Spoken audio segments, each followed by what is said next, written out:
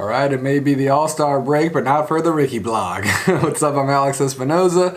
Make sure to use the code RickeyBlog at lastdivebar.com for 10% off your order. Use my affiliate link down below. And yeah, let's jump into it. There's a lot of A's news. Yesterday I did on Wednesday I did a preview of the Las Vegas Stadium Authority meeting, and on Thursday afternoon they held it. And it wasn't, streamed live or anything like that. So I'm going to wait till the video drops, then I can watch it and really make some deductions by myself. But I plan to have a full recap of that, hopefully by Friday. So MLB released its first version of the schedule on Thursday. And just taking a look at it, looks like the A's are indeed going to be playing all 81 of their home games next year in Sacramento. A couple weeks ago, the Las Vegas Aviators president Don Logan suggested that the A's might play a few games in Vegas, but it doesn't look like that. So it looks like the A's will be playing all 81 games at Sutter Health Park at West Sacramento. And they will open up their Sacramento era on March 31st against the Chicago Cubs. And we also got a first look at the A's kind of leaning into their Sacramento marketing for the first time. They put out a schedule release video with Stomper kind of running around Sacramento, all these different spots.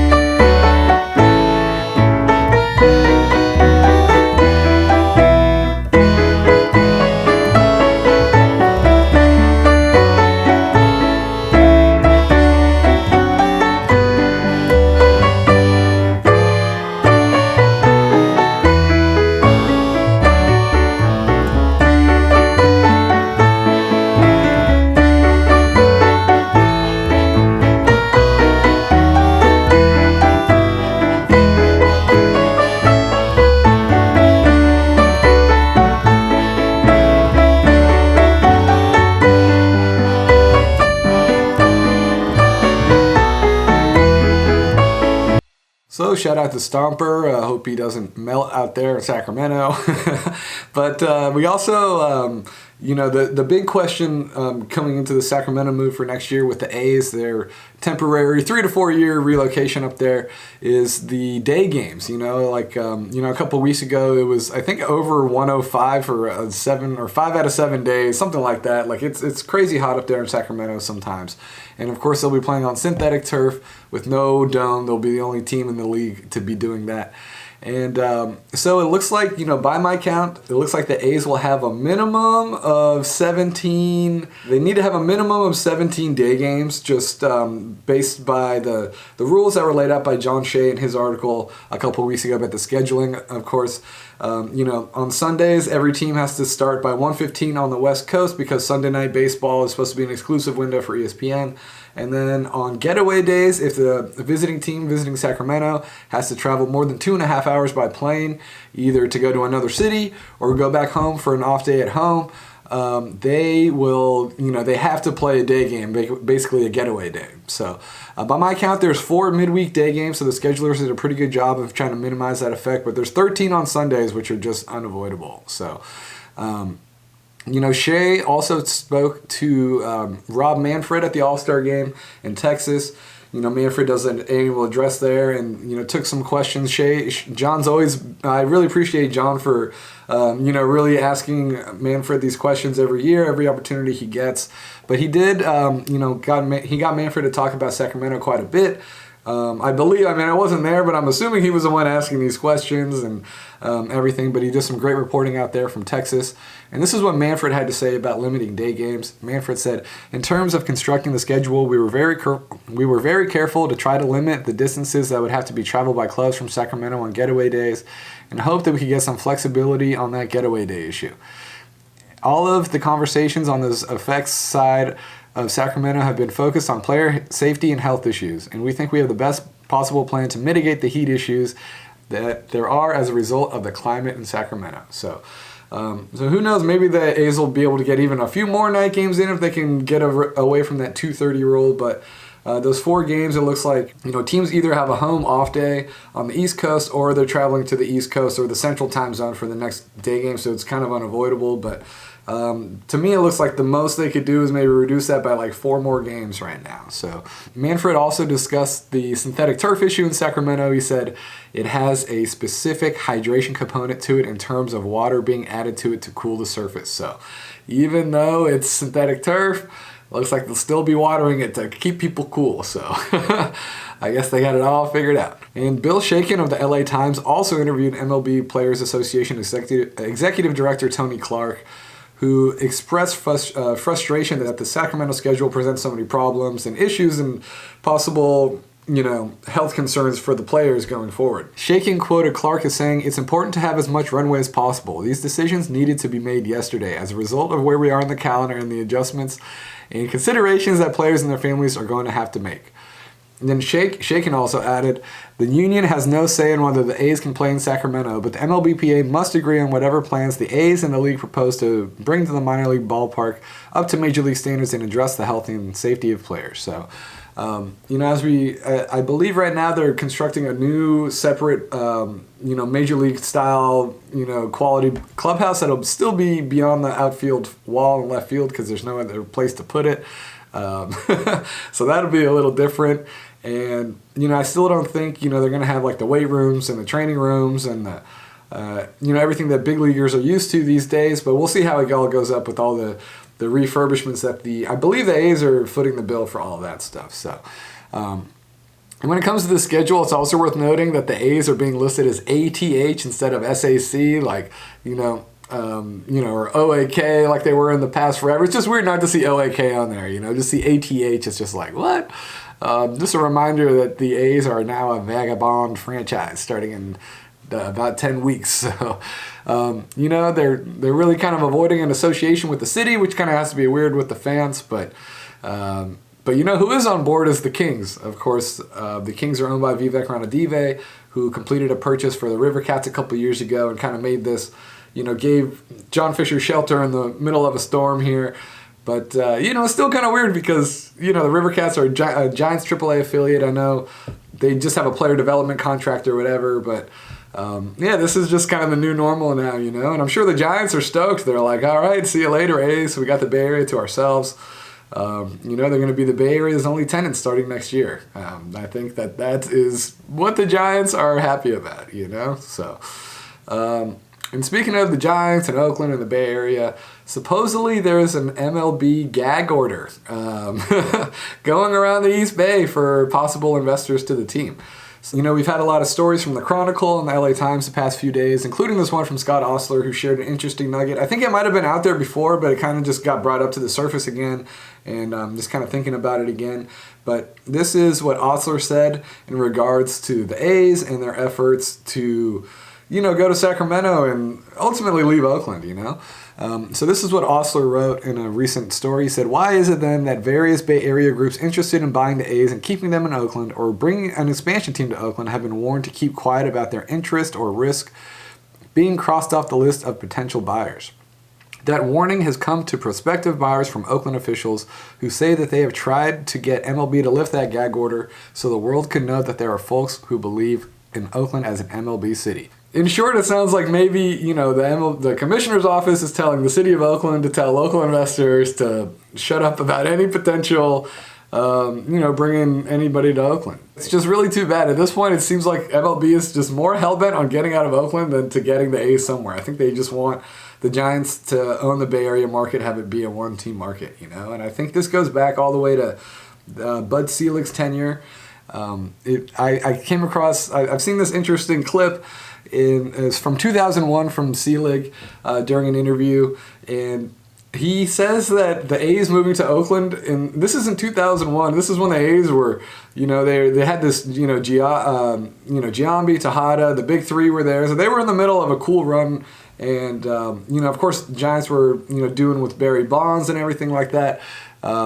Jeff Kent, they had great teams around this time in 2001. But Bud Selig said it was a horrible mistake for the A's to ever move to Oakland. And I think that's kind of crazy for him to say, but check out this clip from 2001 from a YouTube user called Catfish, Vida, and Reggie, who this YouTube user literally just has this one video from 14 years ago on YouTube, but shout out to Catfish, Vida, Reggie. Look, I've said in the past, and I'll say it again here, that I'm very protective of existing franchises. I watched 32 years ago the Kansas City A's move to Oakland. They hurt the Giants badly. They never really did very well themselves. It was a horrible mistake. As an old history major, I'm not likely to repeat mistakes in the past. However, every area stands at its own 2 feet. Every area has its own indigenous characteristics, and I want to say that I meant what I said before. I respect both the Northern Virginia and Washington, D.C. groups for being as aggressive as they are, and they should continue to be. Damn, so horrible mistake, and I wonder if, Manfred just passed this, I wonder if Selig just passed this along to Manfred, this kind of knowledge that, and this idea that the Bay Area should be a one-team market. So, I can put on my tinfoil hat and say, the reason why Selig, kind of stalled other deals and waited till Lou Wolf got somebody to get some money together is because, Lou Wolf would find somebody who would take the team out of Oakland. It just took him 20 years to do it. It was a long con. That's my tinfoil hat theory, And guess what? Lou Wolf found John Fisher, and John Fisher is a noted Giants fan. I started out as a Giants fan before we bought the A's. There's no words that I can say that are going to make people at home who are really upset about the team leaving feel better about the team or about me. All I can do is say I gave everything I had to try and make things work, and we're very excited to be coming to Las Vegas, and this is where our new home is going to be. So yeah, maybe Manfred's just kind of the middleman for Selig. Selig started this deal. He made the decision, hey, we're going to turn this Bay Area into a one-team market, and now Manfred is kind of making it happen. So, but listening to recent comments from Manfred, it seems like he still is giving Oakland, zero shot at coming back. So I would never even, I know people are saying, maybe there's a chance, if they had invested buyers, but I think MLB is kind of making the decision on this one. This is a quote from Manfred. He said, "Look, our Oakland decisions have been made. What happens in Oakland is between the citizens of Oakland and their elected officials." So damn, of course I didn't hear him say this, just reading this, but it seems pretty terse, and it's pretty much Manfred saying, yeah, Oakland's not going to happen, just give it up. So I guess that question came in the context of if Sheng Tao leaves because of this recall election, or if the Vegas deal falls through, is there any chance the A's go back to Oakland? But it sounds like Manfred is saying no. So, it's really too bad considering all the history and the money and the diversity that's here. But, nationally, the optics are really bad on Oakland. And, San Francisco, the Bay Area, used to be like a top 5, top 6 market, DMA, as far as like the Nielsen ratings and stuff like that. But now it's, down to 10th. And the only other 3 markets right now that have 2-team markets in MLB are LA, Chicago, and New York. So I can honestly see MLB's thinking, but it just still sucks for Oakland and Oakland fans who, I think Howard Terminal would have been great. I think the A's, they were trying at some point, 21, 22, but you wonder if it was all just tugging on the heartstrings and, just putting up some smoke and mirrors. But yeah, again, this is tinfoil hat controversy kind of territory here, but in the end, I just feel lucky that I got to see the A's, the Raiders, and the Warriors all play in Oakland, especially as a child when it's super, special and important. Basically my whole childhood and up through my young adulthood and everything. So, but yeah, it sucks that the East Bay got so screwed, but go Ballers, baby, go Bees. So, and yeah, I've got some more Vegas adjacent news as well on the Tropicana lot. I'll do a full recap of the Las Vegas Stadium Authority meeting that just happened on Thursday, but we didn't see any, just to kind of give you a little background, we didn't see any hard financing details emerge from this, any documents that they shared. They shared like a 90-page draft development agreement, but it was really short on details. And the big questions still remain, like how Fisher's going to pay for this thing, how much it's really going to cost. Is there going to be a hotel adjacent to it? And what's it going to look like? All these major questions still exist, despite Thursday's meeting. And but we did get some interesting news out of Chicago earlier this week, as GLPI, which is the Gaming, Leisure, and Properties Incorporated. It's a real estate investment trust. Basically, it's the landlord of the Tropicana lot. They have committed at least about $1.6 billion to 3 different Bally's projects. And Bally's, of course, was the operator of the Tropicana Hotel in Vegas. So I saw some reports that it was a $2 billion commitment from GLPI, but just reading through this press release, I'm only saying about $1.6 billion in commitments, including about $1.2 billion towards a new permanent casino development in Chicago, which was a big thing they wanted to hammer out, and then about $400 million towards Kansas City and Shreveport casinos. So just to give you a reminder again, so GLPI, they own the land at the Tropicana lot, the 35-acre lot where the A's are trying to build this stadium in Las Vegas. But a couple years ago, they entered into a 50-year lease agreement with Bally's, who's paying $10.5 million a year to stay there. But as part of this SB1 agreement last year with the A's, they carved out a 9-acre portion of the lot for a stadium. So basically, 9 acres for the stadium, 26 for Bally's or whoever's going to come in there to develop a casino. So we found out that GLPI has pledged about $1.2 billion towards this casino, riverfront casino in Chicago, and it's going to be about $1.8 billion project.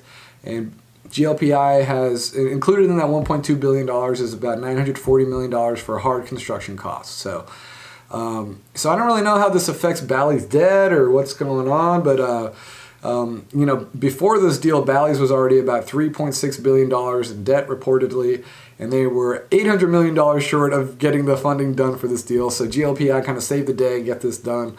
But, Bally's is going to have to pay this money back. I'm pretty sure. I think that's how it works, right? So I would assume that they just incurred some more debt. But again, I'm a little bit out of my depths here, but I'm just trying to report what I found. So it begs the question, would GLPI be willing to bail out Bally's in a similar scenario with Las Vegas? I've been kind of relying on Vitamin D. He's an A's fan, but he's tapped in with the real estate development world and Vegas developers down there throughout the past couple of years. And this is what he was hearing a couple weeks ago. We talked about this on another Rickey Report, but he said it's unlikely that John Fisher actually signs a binding stadium development agreement and deposits the first $100 million for the Tropicana site unless he convinces partners to buy rights for an ancillary development that Bally's can't afford to do. So again, Bally's has come out and said that they don't have the investment capital required to build build a hotel at that 26-acre site. And it sounds like they're content just sitting and eating the $10.5 million annual lease payment in hopes that somebody else is interested, and in hopes that the A's put a stadium there, because then their land becomes more attractive as well to a prospective hotel developer. Another thing too is, of course, this lot is super close to the airport there, the Harry Reid Airport in Las Vegas, so there might be some height restrictions. Again, in the language of SB1, John Fisher has to underwrite the first $100 million of this project, and so basically from D's tweet is sounding like he's probably not willing, or maybe won't be willing to do it unless he finds a partner to build that hotel on those other 26 acres. So maybe GLPI could conceivably save the day. Again, they're a real estate investment trust, so they're like a land acquisition. I don't know. They have a lot of money and they're trying to buy up a lot of gaming and casino properties, basically. So, 3 years ago they brought in Bally's as a tenant, and since then they've swooped up a lot of Bally's properties across the country. And on its face, you would think that a hotel on the Strip with a ballpark that's going to have 80 home dates attached to it is a very attractive option, on its face. But it's not like, but it's different when you can acquire something that already exists as opposed to fund the whole construction of it, So, if Bally's doesn't have money and Fisher's still looking for, $850 million or $1 billion in money, something like that, how much would it cost, GLPI, like $3 or $4 billion to put this whole thing together? And I was looking at their company profile. I'm not super smart about this, but it looks like they have, a $13.4 billion market cap, which is a big company, and enterprise value near $20 billion. So I think they have a healthy company, but still, $3 or $4 billion is a lot of money for anybody, So, I'd be surprised if GLPI throws down even maybe like $1 billion just to get this the stadium done. I don't know if, this fits their profile or whatever. It would be a lot, but yeah, I mean, it's just something to keep an eye on. It seems like Fisher's, struck out with traditional investors, lenders, and big banks so far to get outside investors. So maybe this is another avenue for him. But again, I don't know. It would just be a lot of money for GLPI, So. And we had some more A's news as well, as we got more insight into the, the impending exit from Vince Cotroneo, the longtime A's radio announcer. And thanks to Bruce Jenkins of the San Francisco Chronicle, who wrote this article, he reached out to Vince. And Bruce, like me, he assumed, Vince just, after 40 years doing this, 30 plus years, he didn't want to do the whole minor league thing for 81 games again, go up to Sacramento and whatnot. But sounds like that wasn't the case. I guess Cotroneo told Jenkins, that's not it. They didn't renew my contract. So, yeah, so this was the A's decision. And Jenkins also got a statement from the A's, but it's just kind of a bunch of canned PR BS. The A's would like to thank Vince Cotroneo for his nearly 2 decades in the broadcast booth for the Green and Gold. Its partnership with Ken Korak, Ray Fosse, Johnny Doskow, and so many others has been a historic era in A's broadcasting. During Vince's 19 seasons with the A's, few in the industry have worked harder or shown more dedication to their craft. We thank Vince for creating so many great A's memories on the airwaves. So, again, nothing from the A's, no mention of why they did it or why they're treating their employees like this. I mean, I think it's pretty trashy what they're doing. They haven't acknowledged their fans. I don't think they mentioned their Oakland fans at all once this whole process. Who knows what's going to happen with all their game day employees, their staff who's been there for a long time. And, if they're willing to do this to Vince, just imagine what they're going to, a public-facing person like Vince, just kind of let him walk and throw him out to the wind like that. I mean, imagine what they're going to do to all these people behind the scenes. So, I don't think the A's are doing anything to change the narrative that they're really bad at this. They're just not a good organization, and it's too bad. So I feel bad for Vince, and this is what he had to say. I wanted to continue working here, and I want to continue to work. I think I'm still working at a very high level in a very challenging situation, but if this is the end, then it's the end. I always wanted to uphold the lofty standards of baseball on the radio, and I feel like I accomplished that. My wife and I are at peace with this. So, all class from Vince. Expect nothing less. He's been always super nice to everybody, including me over the past, 10, for me about 10 plus years, and for everybody else, 18 plus years. So, happy trails to Vince. Hope he really enjoys these next couple of months. All class from him, but of course, no show of class from the A's in this decision. But hey, we're going to finish it with some happy news. How about Mason Miller, y'all? So, as far as we know, this is the last Oakland A's All-Star in history, and Miller appeared in the 5th inning of Tuesday's All-Star game, got a 1-2-3 inning, and afterwards he was rewarded with the dub. The highlight was probably Miller striking out Shohei Ohtani. Made him kind of look foolish on the slider. And he also threw the fastest pitch in All-Star Game history at about 103.6, I believe, to Trey Turner. But yeah, you got Ketel Marte to fly out. And then it struck out Ohtani, struck out Trey Turner. And yeah, people were loving it. People were really loving Mason Miller. And everybody got to see him on a national stage. So that was pretty cool. It was funny, I put out this video and like everybody was not everybody, I got a few quote tweets saying, oh, future Yankee, future Philly, future Ranger, all that stuff. So shout out to Mason Miller. That was really, really cool moment. So how does it feel to be like the last Oakland All-Star? Yeah, man. I mean, it's an honor for me to be able to look back on that, but it is sad to see that come to an end. Yeah, I mean, it's out of our hands, so being able to put my name next to guys that have came before me is really, really great for me. So the A's will open a 3-game set on Friday tonight against the Angels, and Lawrence Butler will still be the reigning player of the week. He had a great week before the A's went to the break. He had 5 homers during that break, including 3 in the final game of the Phillies series when the A's dropped 18 on the National League leading Phillies. That was a really funny game. I mean, they had the A's matched a franchise record with 8 homers. It's crazy. I think I saw a stat. The A's have the 3 highest scoring games in baseball this year. 20 runs, 19 runs, 18 runs, and then other teams have scored 17. But the A's, if they turn it on, they're an absolute juggernaut, man. They just hit dingers, you know, hit them in bunches. So shout out to Lawrence Butler. That was pretty cool. He had 3 dingers on Sunday, and then Rooker had 2. Seth Brown also had 2 on Sunday. But all right, so yeah, it's crazy. I mean, we're down to the last 10 weeks of Oakland A's baseball. It's kind of sad. I believe I'm going to be sitting down in Diamond Level tonight for the first time in my life. I've never been down there before. Pretty stoked. So, going to get an up-close look at Diamond Level and A's. So, stay tuned for another Rickey Report tomorrow. Kind of just doing a full extended breakdown of the Las Vegas Stadium Authority. Or maybe I'll try to get it up by Friday, maybe Saturday, but we'll see. But I do want to go through that and kind of see what happened. But again, kind of a nothing burger there, nothing too much. We'll just wait until probably either August or September. I have to see if they're having a meeting next month. But anyways, make sure to use the code RickeyBlog at lastdobber.com for 10% off your order. Use my affiliate link down below. And yeah, stay tuned for more Rickey Blog content coming down the pipe. Thanks.